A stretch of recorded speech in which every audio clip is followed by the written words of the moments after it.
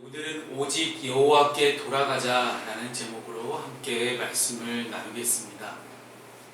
코로나 이후에 가장 이제 목사님들에게 사랑받았던 책 한 권을 꼽으라면 이제 티모시 켈러의 이제 센터 처치라는 그런 책입니다. 이 책의 내용을 간략하게 설명을 드리면 어쨌든 도시에서 교회를 함께 만들어가는 가운데 우리가 어떤 교회를 만들어갈 것인가 하는 것이에요. 물질 만능주의, 자본주의, 끝없는 욕망에 사로잡혀 있는 이 도시에 있는 수많은 사람들에게 과연 우리가 전하는 복음은 어떤 의미인가? 그 복음이 선포되어지고 그 복음의 자리를 잡는 그 교회는 어떤 교회가 되어야 될 것인가? 도심 한가운데 있는 센터 처치, 정 가운데 있는 그런 교회, 도심 한복판에 떨어져 있는 이 교회는 과연 어떤 교회로 살아가야 될 것인가에 대한 그런 내용입니다. 그래서 이 티모시 켈러 목사님의 이 센터 처치가 유명해졌던 이유는요, 코로나 이후에 어떤 목회를 해야 될까? 많은 사람들이 교회를 떠나고 있고 많은 이들이 혼란스러워하는 이때에 과연 우리는 어떤 교회가 과연 바람직한 교회일까에 대한 의구심을 가지고 많은 목사님들이 읽으셨던 그런 베스트셀러였습니다. 이 책의 내용 가운데 너무 중요한 내용들이 많은데요, 제가 오늘 본문의 내용과 함께 부합할 수 있는 짧은 한 구절을 가져왔습니다. 만일 당신이 돈이나 물질을 예배한다면, 그리고 그것에서 인생의 참 의미를 찾고 있다면 당신은 결코 충분히 가지지 못할 것이다. 그 뒤에 나오는 문장이요, 아무리 가져도 부족하다고 느낄 것이다. 그래서 뒤에 나오는 내용들을 내 몸이나 아니면 내 이제 권력이든지 내 지식, 그런 것들을 내가 더 의지하고 가지려고 하면 할수록 우리는 결국 스스로가 더 못났고 더 멍청하다고 느낄 거라는 것입니다. 제가 오늘 이 티모시 켈러 목사님의 센터 처치를 여러분에게 소개해드리는 이유는요, 우리는 때때로 하나님이 아닌 다른 우상을 섬겼을 때 내 마음을 가득하게 채워줄 것으로 생각합니다. 왜 우리 아이들이 손에서 핸드폰을 못 놓을까요? 왜 많은 우리 어린이들이, 또 청소년들이, 청년들이 이 유튜브에서 벗어나지 못하고 있을까요? 왜냐하면 그 유튜브에서 나오는 많은 자극적인 영상들이 우리에게 도파민을 생성해 주기 때문입니다. 그래서 이 도파민과 우리가 일반적인 우리 청년들이 많이 하는 게임에서 아이템을 내 몸에다가 장착하는 건 파밍이라고 하거든요. 도파민과 파밍이란 두 단어를 합성해서 도파민이라는 단어가 이제 새롭게 요즘 생겨난 신조어입니다. 왜 젊은이들은 유튜브 속에서 도파밍을 하고 있을까?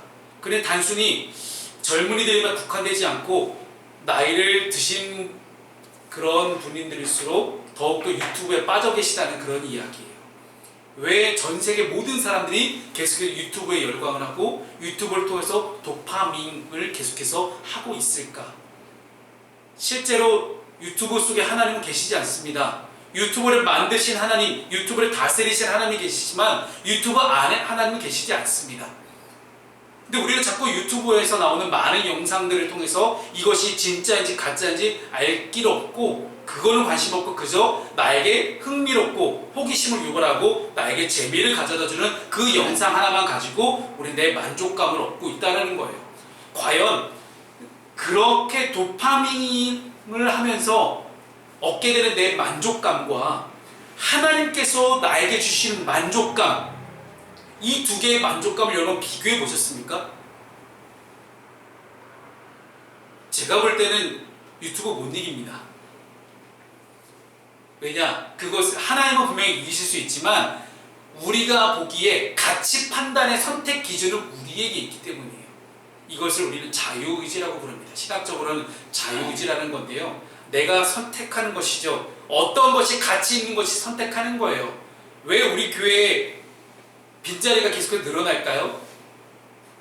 교회 예배가 아니라 나에게 만족감을 가져다 줄 수 있는 잠을 선택할 수도 있고, 다른 활동을 선택할 수 있고, 놀러 가는 걸 선택할 수도 있고, 많은 것들을 선택할 수 있습니다. 근데 그것을 몰랐을 때는 몰랐겠지만 한번 선택하고 봤더니 그 선택해서 주는 만족감과 하나님께서 나에게 주시는 이 만족감은 도저히 비교할 수가 없는 거예요.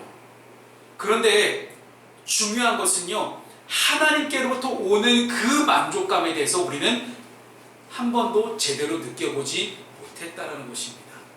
즉, 단 한 번도 하나님을 제대로 믿어보지 않기 때문에 단 한 번도 하나님을 깊이 있게 만나면 경험이 없는 사람은 예배의 소중함에 대해서 전혀 깨달을 수가 없습니다. 왜요? 하나님이 주시는 만족감을 전혀 알지 못하기 때문이에요. 그래서 우리는 하나님을 예배하는 것처럼 보여집니다. 그러나 교회에서조차도 실상 나의 존재감을 드러내고 싶은 욕구들, 인정받고자 하고 싶은 그런 의지들, 나의 자존심, 그런 등등을 예배할 때가 너무나 많습니다.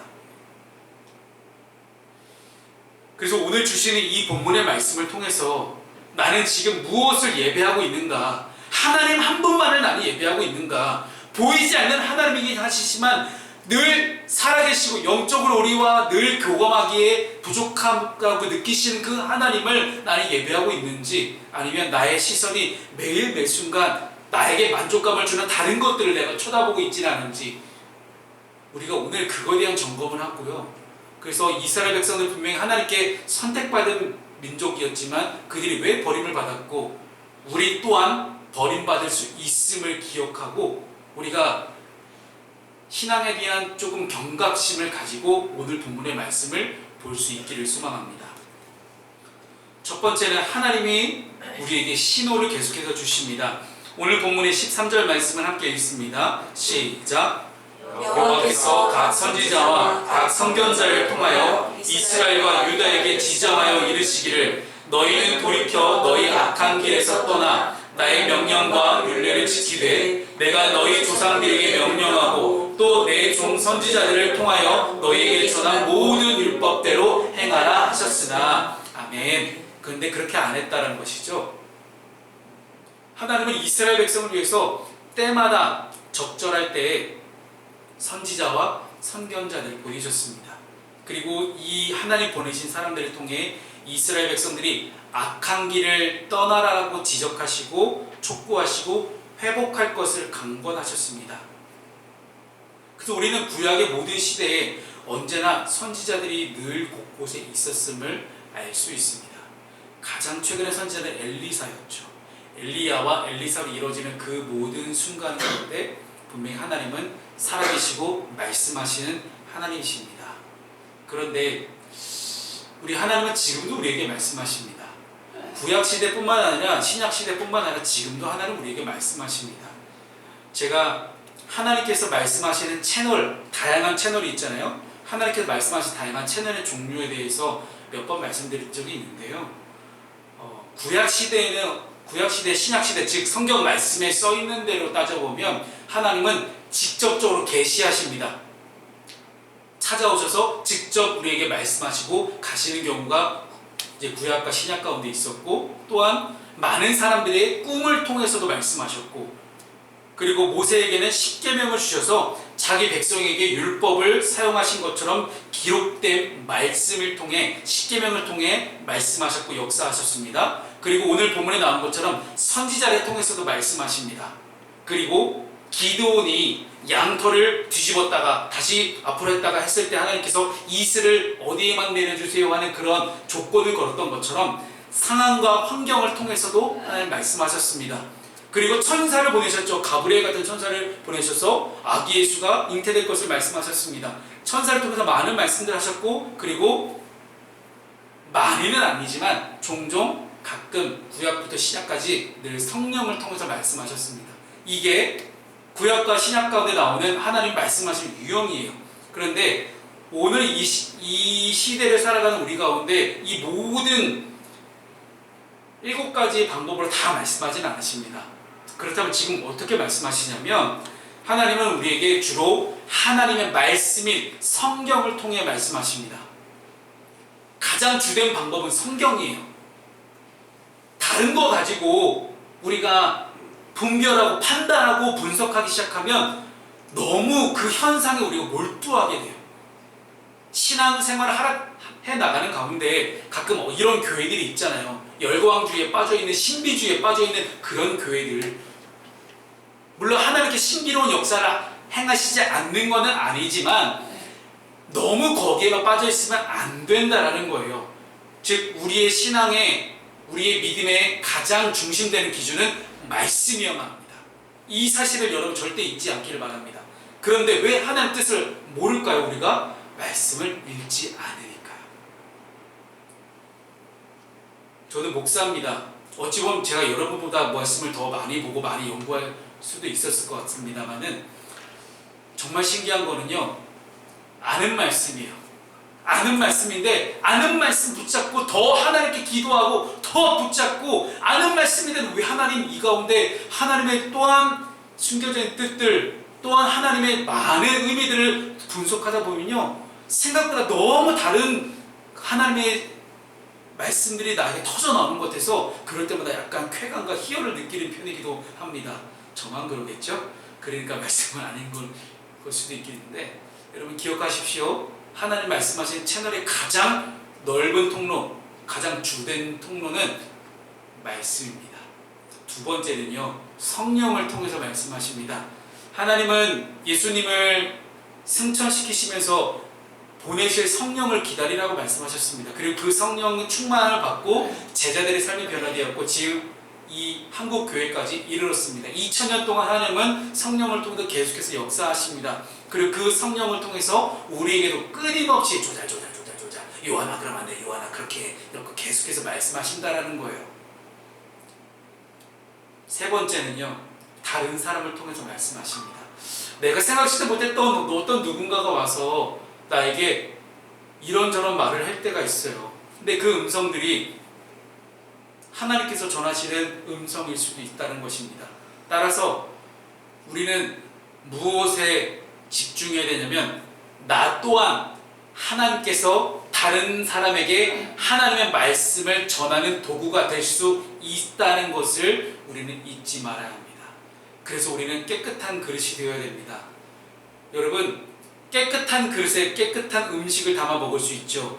하나님은 깨끗하고 거룩하십니다. 그런데 하나님의 말씀을 담아야 되는 사람이 더러워요.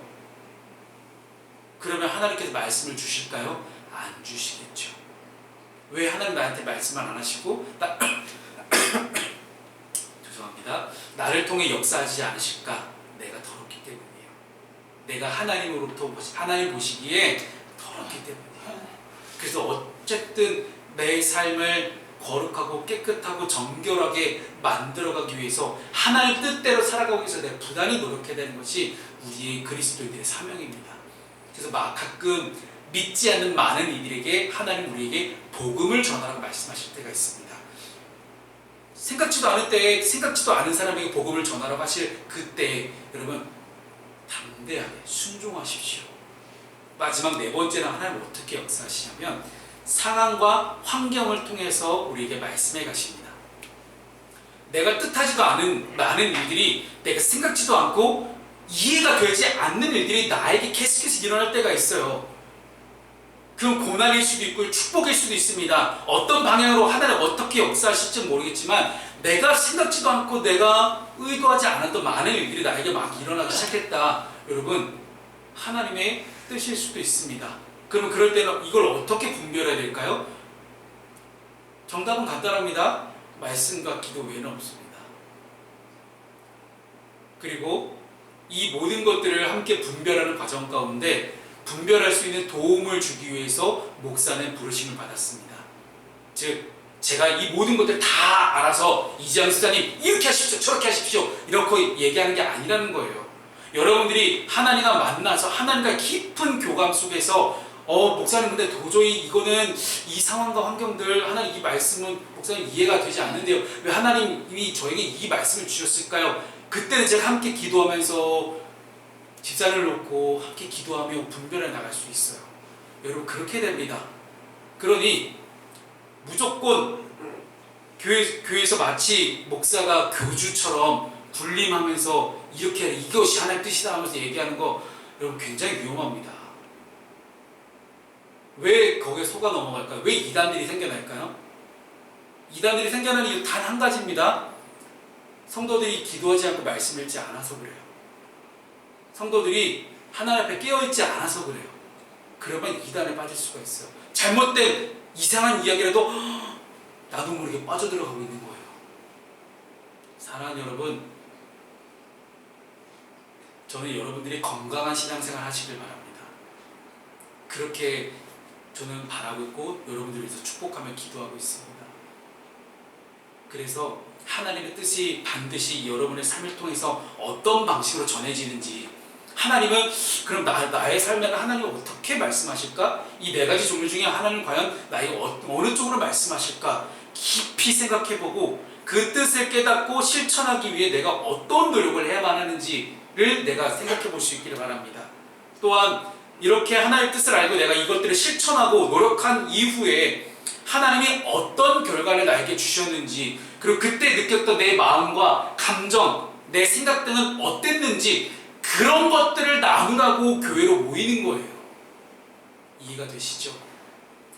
우리가 주일날 예배로 모였잖아요. 예배 이후에 함께 밥을 먹으면서 식탁의 교제를 나눌 때 어떤 얘기를 나눠야 되냐면, 바로 방금 제가 말씀드렸던 하나님이 내 삶 가운데 어떻게 역사하셨고 말씀하셨고, 그것들을 내가 안 되지만 너무 힘들었지만 그대로 실천하고 노력하는 과정 가운데 내가 어떻게 힘들었는지, 어떤 마음이었는지, 내 이렇게 해봐 진짜 그대로 순종해봤더니 내 주변에 있는 누군가가 어떻게 변화되었는지, 하나님이 어떻게 역사하셨는지, 그리고 내 생각대로 그게 잘 되지 않았을 때 하나님이 나에게 이렇게 말씀하셨는데 그 실천했던 것이 너무 어려웠을 때 어떤 것이 어려웠다, 그런 것들 함께 나누는 자리가 바로 교회의 자리입니다.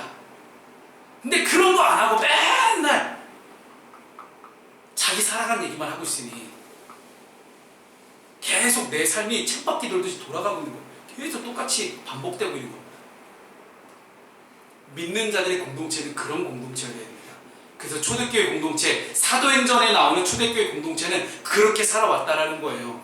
로마의 압제, 죽음의 공포를 넘어서서 정말 말씀대로 실천하며 살아가다 보니 그렇게 됐다더라. 그것들 함께 모여서 식탁을 나누면서 음식을 나눠 먹으며 그렇게 고백했다는 것입니다. 하나님은 지금도 살아계십니다. 크게 아멘. 아멘. 그리고 하나님은 지금도 우리에게 말씀하십니다. 아멘. 그 말씀하신 하나님에 대한 분명한 믿음과 신뢰를 가지고 내가 실천하며 살아갈 수 있기를 주님의 이름으로 축복합니다. 네, 두 번째는요, 하나님을 떠난 결과예요. 이렇게 우리에게 자주 찾아오셔서 말씀하시는데 그 하나님을 떠나면 어떻게 되느냐?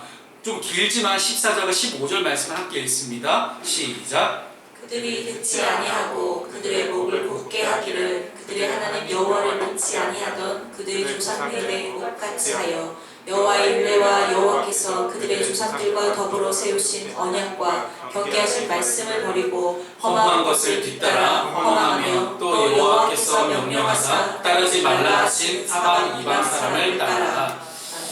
자, 하나님의 적절한 도우심에도 불구하고 그렇게 선지자들을 보내서 잘 먹고 잘 살게 하려고 열심히 노력하셨지만 이 백성들은 하나님의 말씀을 듣지 않았습니다. 죽어라 얘기해도 죽어라 말 안 듣는 백성들이에요.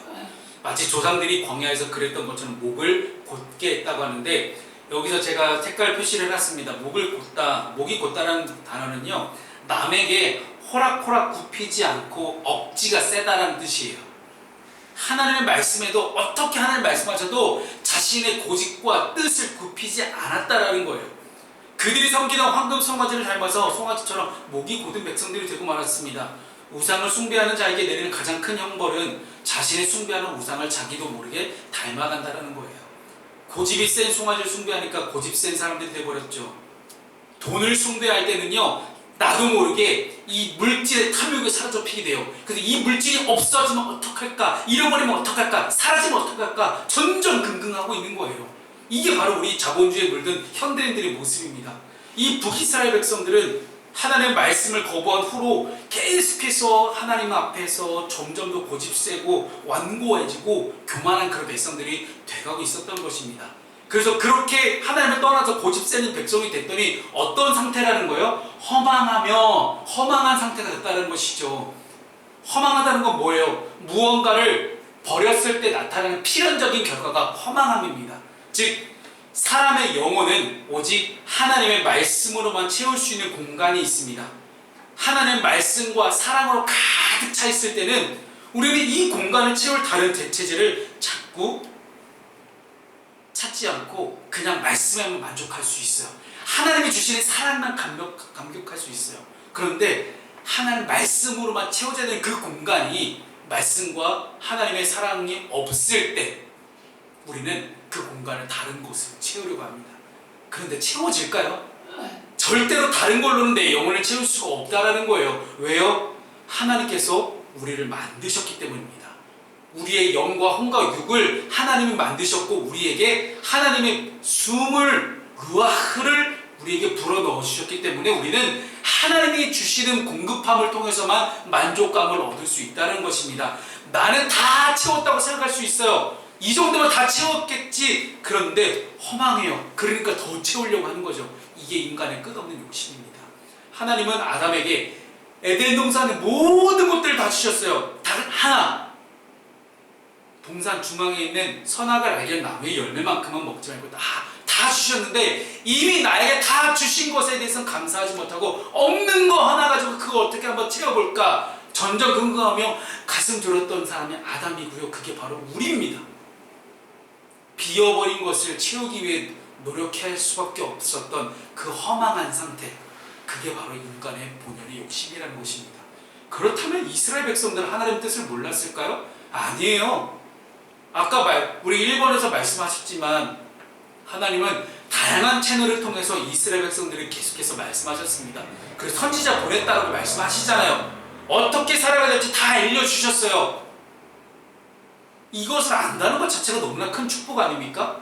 내가 하나님 앞에서 하나님 안에서 어떤 방식으로 살아가야 될지 인생의 커다란 비밀을 내가 알고 있다는 게 정말 축복이에요. 그러나 아는 것으로는 충분하지 않았다는 것, 십계명을 알았지만 그들은 십계명을 순종하지 않았습니다. 십계명대로 살지 않았다는 거예요. 그들은 하나님을 안다고 생각했을지는 몰라도 하나님을 아는 만큼 삶으로 살아내지는 않았습니다. 하나님께서 때마다 선지자들을 보내셨지만 끝끝내 돌이키지 않았습니다. 지금 기독교인들은 어떻습니까?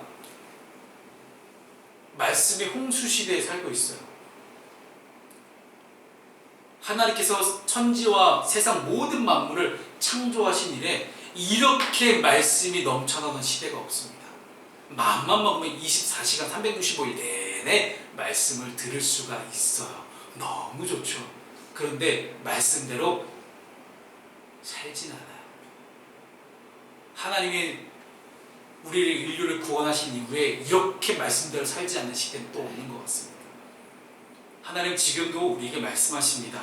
우리에게 그 뜻이 무엇인지 내가 어떻게 해야 되는지 경고하고 계십니다. 그 경고가 곧 하나님의 나를 향한 사랑입니다. 하나님의 사랑을 외면하지 마십시오. 왜 외면하지 말아야 되냐면 내가 나에게 경고하시는 하나님의 사랑은 곧 아버지의 사랑이기 때문입니다. 잠언 3장 12절에 이렇게 말씀하십니다. 대저 여호와께서 그 사랑하시는 자를 징계하시기를 마치 아비가 그 기뻐하는 아들을 징계한 같이 하시느니라. 아멘. 하나님은 우리가 자식 같아서 징계하시는 거예요. 관심도 없는 세상에 많은 청년들을 위해서 저는 기도하지 않습니다. 저는 이 친구들을 위해서 기도하고 이 친구들에게 쓴소리를 하고 있는 거예요. 왜? 자식 같기 때문에, 너무 예쁘기 때문에, 정말 사랑하기 때문에 이 친구들에게 쓴소리를 하는 거거든요.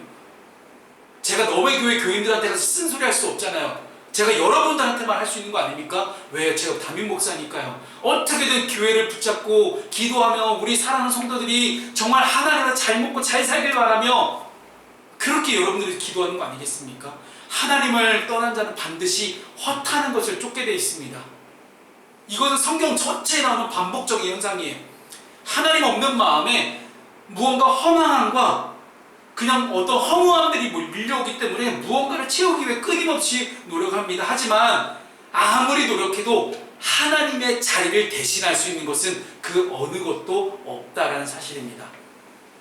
오늘 예배를 통해, 오늘 이 말씀을 통해 우리가 하나님의 마음과 하나님의 뜻과 하나님의 말씀이 아닌 다른 것을 추구해서 허망하고 허무했던 마음을 느낀 적이 있었다면 이 시간 오직 우리 주님께서만 주시는 평안과 만족감을 통해 이겨내고 회복할 수 있으시기를 주님의 이름으로 축복합니다. 아멘. 언제든지 다시 하나님께 나아가면 하나님은 우리를 다시 받아주실 것입니다. 그러니 포기하지 마십시오. 내가 잘못됐다 생각했을 때 그때 돌아와야 합니다. 하나님 우리에게 그런 소망을 주셨습니다. 그 마지막 세 번째는요, 함께 나눌 말씀이 소망을 주시는 하나님이십니다. 오늘 본문의 22절과 23절 말씀을 함께 읽습니다. 시작. 이스라엘 자손이 여로보암이 행한 모든 죄를 따라 행하여 거기서 떠나지 아니하므로 여호와께서 그의 종 모든 선지자를 통하여 하신 말씀대로 드디어 이스라엘을 그 앞에서 내쫓으시니라. 이스라엘 고향에서 아수르에 사로잡혀 가서 오늘까지 이르렀더라. 아멘. 마지막 23절 마지막에 오늘까지 이르렀더라 하고 끝내잖아요. 그 오늘이 언제일까요? 이 열왕기 상하는 나중에 이스라엘 백성들이 바벨론에 끌려갔다가 70년 만에 다시 예루살렘 돌아왔을 때예요. 다시 돌아왔을 때. 그러니까 하나님께 벌 받을 거 다 받고 북이스라엘과 남유다가 다 멸망하고 바벨론으로 끌려갔다가 70년 만에 다시 돌아왔을 때 예루살렘 돌아와서 기록된 성경이 이 열왕기 상하입니다. 그러니까 지금 이 열왕기하 17장의 이 시대적인 배경보다 되게 나중에 이거를 기록해서 지금 이렇게 적고 있는 거예요. 그렇다면 지금은 어떤 상황이에요? 다시 예루살렘으로 돌아와서 하나님의 나라를 회복해 가고 있는 때예요. 즉 하나님이 하나님의 사람들 다시 불러 모아 주셔서 다시 한번 하나님 나라를 회복해 하시는 그때에 이르렀더라 라고 오늘 본문이 마치고 있는 겁니다. 근데 앞부분 22절부터 우리 읽었을 때 어땠어요? 죄악에 빠져서 하나님께서 그들을 이스라엘 내쫓으시고 고난 당하다가 다시 돌아왔다, 이 얘기거든요. 우리의 삶과 너무 비슷하지 않습니까? 하나님을 떠나서 조금이라도 하나님으로부터 벗어나서 내 마음대로 살아갈 때 하나님은 우리에게 벌을 주십니다. 고통을 주시죠. 왜 벌과 고통을 주실까? 고난을 주실까요? 돌아오라고. 하나님께 돌아오라고. 오직 하나님께만 돌아와야만 이게 소망이 있고 진짜 희망이라는 것을 오늘 본문이 이야기해 주고 있는 거예요. 봐라, 다시 예루살렘 돌아오지 않았느냐, 다시 하나님의 땅으로 다시 돌아오지 않았느냐, 이 모든 돌아오게 하신 분이 또 누구냐? 하나님이시다. 그러니 너희에게도 분명한 하나님 나라가 펼쳐져 있다. 그 펼쳐져 있는 하나님 나라로 여러분들을 초대합니다. 그 초대되는 그 모든 하나님 나라에서 여러분들이 그동안 있었던 역경과 고난과 고통을 다 잊어버리고 이제 하나님 뜻 안에서 잘 살아봅시다 하는 그런 이야기를 하는 거예요. 북이스라엘의 멸망은 절대 우발적인 사건이 아니었습니다. 철저하게 하나님의 계획된 범죄예요. 하나님이 어떻게든 이 인간들을 벌 주려고 작정하시고 그들에게 벌을 주신 겁니다. 여러 차례 경고를 하셨어요. 몇 번이나 말씀하셨는데 그래도 그들은 돌이키지 않았다라는 거예요. 회개하지 않는 그들, 회개하지 않다면 정말 마지막 방법, 최후의 방법은 그들을 멸망시키는 방법이었습니다. 근데 멸망을 완전히 시키셨느냐? 그게 아니라는 거죠. 다시 예루살렘으로 70년 만에 돌아온 것처럼 하나님은 멸망시키셨지만 그들에게 남은 자들을 예비하셨고 남은 자들을 통해서 계속해서 이스라엘 나라를, 이스라엘 땅을 하나님 나라로 바꿔가시기 위해 늘 하나님을 준비하고 계셨다는 사실입니다. 즉 하나님은 하나님의 백성들에게 미워서 벌 주려고 일부러 고통을 주려고 하시는 분이 아니라는 거예요. 영적인 회복을 이루기 위해서 이 모든 것들을 준비하십니다. 그런데 북이스라엘은 722년에 멸망하고 남유다는 BC 586년에 멸망을 했는데 그 사이에 공백이 있습니다. 왜 하나님이 이스라엘만 멸망시키고 유다만 남겨뒀을까요? 네, 남유다가 북이스라엘과 달리 깨끗하고 거룩하게 살았기 때문일까요? 아니에요. 물론 남유다에는 4명의 하나님의 율법을 잘 따랐던 선한 왕들이 있습니다. 근데 이 4명의 선한 왕들을 빼고 나머지는 다 개차반입니다. 다 북이스라엘과 도찐 개찐이에요. 별반 다를 게 없어요. 그런데도 불구하고 하나님께서 이 북이스라엘 왕조는 계속 다른 성씨로, 처음에 김씨가 있다가 박씨가 있다가 윤씨가 이렇게 성씨가 바뀌게 다른 사람이 왕위를 이어가겠지만 남유다만큼은 다윗의 후손들로 계속해서 왕조를 이어가시고 그리고 계속해서 남유다를 끝까지 남기셨다가 결국 안 되니까 멸망시키셨다가 다시 돌아가게 하신 이유는 무엇입니까? 하나님이 다윗과 맺으셨던 언약 때문입니다. 언약. 사무엘하 7장 16절 말씀에 하나님이 다윗과 이렇게 약속하세요. 내 집과 내 나라가 내 앞에서 영원히 보존되고 내 왕위가 영원히 견고하리라. 이 말씀은 하나님이 다윗과 하셨던 약속이에요. 하나님이 이 약속의 말씀을 기억하시고 끝까지 남유다를 남겨놓으셨다가 결국은 멸망시키시고 다시 돌아오게 하시고 그 모든 과정 가운데 다 다윗의 후손들만을 통해서 역사하십니다. 그리고 그 후에 누가 나와요? 다윗의 후손 중에 예수 그리스도가 나오십니다. 진정한 왕으로 나오신 것이죠. 하나님은 이렇게 언약을 지키시는 하나님이십니다. 신실하시다. 처음부터 끝까지 동일하다는 거죠. 누구를 속이거나 그런 게 없다라는 거예요. 처음부터 마음이 변하지 않고 끝까지 유지된다는 겁니다. 내가 정말 저 인간이 죽도록 싫어하고 어떻게든 벌 줄 거야 이 얘기 아니에요. 싫어서 미워하고 저주하는 게 아니라 사랑하기 때문에 처음부터 끝까지 하나님은 사랑으로 시켜서 사랑으로 끝나는 게 하나님이십니다. 그렇기 때문에 우리는 하나님을 더욱 믿을 만한 가치가 있어요. 사람은 쉽게 변하지만 하나님은 변함이 없으신 하나님이시기 때문입니다. 그런 하나님께서 이스라엘과 유다를 심판하실 때도 언제나 아브라함과 다윗과 하셨던 언약에 따라서 하나님은 움직이셨습니다. 바라기는 하나님이 홀로 외롭게 이 모든 일들을 역사해 가셨습니다. 우리 역시 그 신실하신 아버지 하나님을 믿고 그 하나님이 약속하신 그 말씀 위에서 우리가 영원토록 변치 않는 우리 믿음을 가지고 나아갈 수 있는 저 여러분 되시기를 주님으로 축복합니다. 그래서 오직 여호와께 우리가 돌아가야 됩니다. 말씀을 정리합니다. 오늘 말씀은 북이스라엘이 왜 멸망할 수밖에 없었는지에 대해서 나누고 있습니다. 어떻게 그들이 하나님을 떠났고 어떻게 많은 죄를 지었는지를 보여주었고 절대로 피할 수 없었던 하나님의 심판을 당했던 그들, 진노를 받아들일 수밖에 없었던 그들, 그러나 그들을 바라보면서 하나님은 똑같이 울고 계셨습니다. 똑같이 가슴 아파하셨고 죄를 짓고 그 죄 가운데 계속해서 빠져들어가고 있는 백성들을 바라보며 하나님도 똑같이 마음 아파하셨습니다. 하나님은 지금도 우리에게 이 죄의 길에서 떠나 하나님의 길로 돌아오라고 말씀하십니다. 내게 말씀하시는 그 하나님 메시지에 이제는 우리가 반응해야 될 때입니다. 내가 혹여나 지금 죄의 자리 가운데 서 있다면, 죄의 길에 서서 목을 곧게 하고 허망한 것들을 쫓아가고 있다면 하나님 지금 그럼에도 불구하고 이런 개차바 같은 인생을 살아갔던 나의 모습을 할지라도, 이스라엘과 도찐개 찌는 그런 나의 모습을 할지라도 그런 나에게도 하나님은 변함없이 사랑하시고 변함없이 말씀하고 계십니다. 사랑하는 여러분, 하나님의 말씀에 귀를 기울이십시오. 그리고 이제 아는 것을 넘어서 실천하고 말씀대로 살아내시는 것이 이제 여러분들에게 맡겨진 숙제입니다.